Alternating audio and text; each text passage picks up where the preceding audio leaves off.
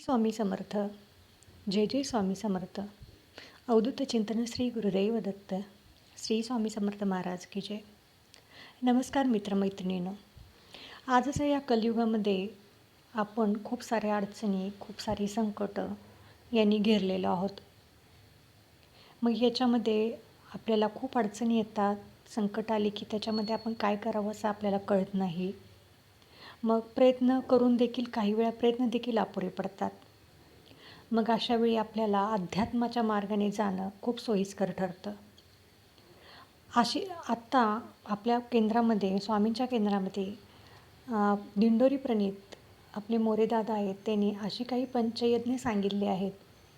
ती पंचयज्ञ जर तुम्ही केली तर तुम्हाला या कलियुगात अखंड यश मिळण्याची ती पंचसूत्री तुमच्यासाठी ठरेल.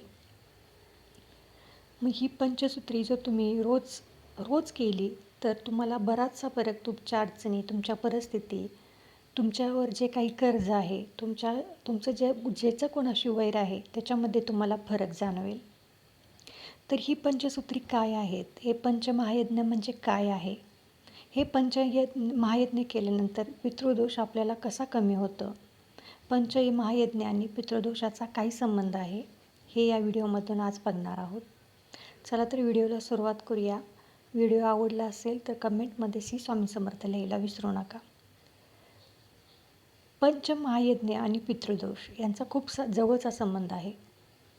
तर ती 5 पंचयज्ञ कोणती? तर पहिलं पंचयज्ञ म्हणजे देवयज्ञ.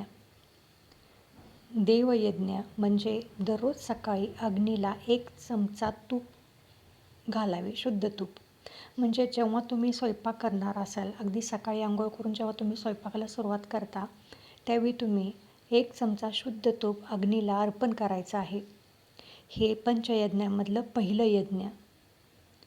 त्याच्यामुळे घरात सुख, शांती, समाधान लाभते आणि अन्नपूर्णा देवीचा आपल्याला आशीर्वाद राहतो.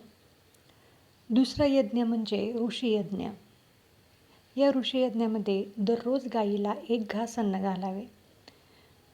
आता शहरातल्या ठिकाणी, गावातल्या ठिकाणी गाई तुम्हाला भेटू शकते, परंतु शहरातल्या ठिकाणी गाई, जनावरं वगैरे तुम्हाला भेटणं जरा कठीणच आहे. तर अशावेळी तुम्ही तो गाईचा जो घास आहे तो एखाद्या पक्षाला किंवा कावळ्याला तुम्ही घालू शकता.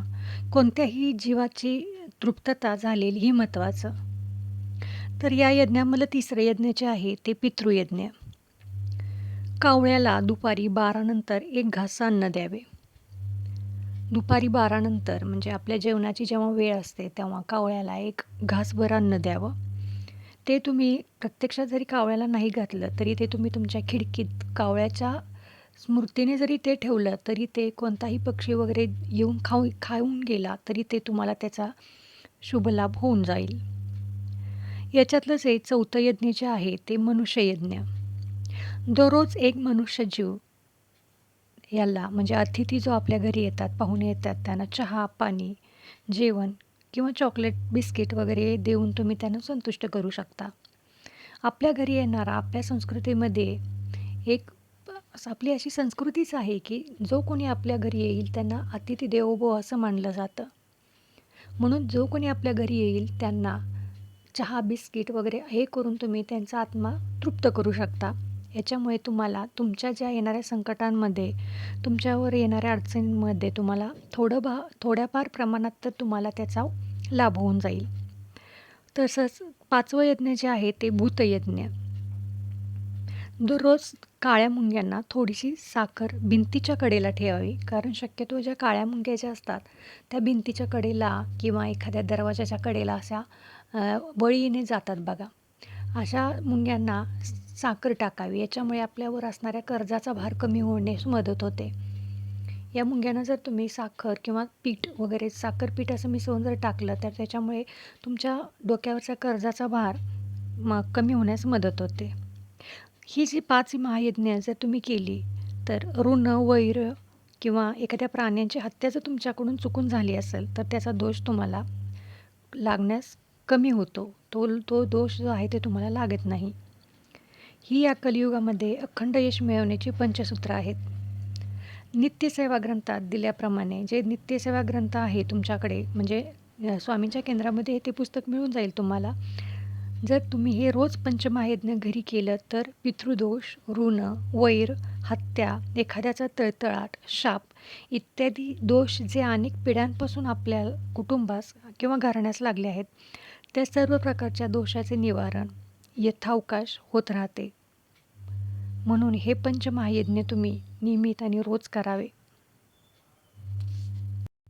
त्याच्यामुळे तुमच्या आयुष्यात येणाऱ्या अडचणी, तुमच्यावर असणाऱ्या कर्जाचा भार, एखाद्याकडची प्राणीमात्राची जर चुकून तुमच्याकडून हत्या झाली असेल तर त्याचा दोष तुम्हाला लागणार नाही. त्यामुळे ही पंचमहायज्ञ रोज करायचा प्रयत्न करा. एकदा सवय झाली की तुम्ही रोज तुमच्याकडून ते आपोआप घडलं जाईल.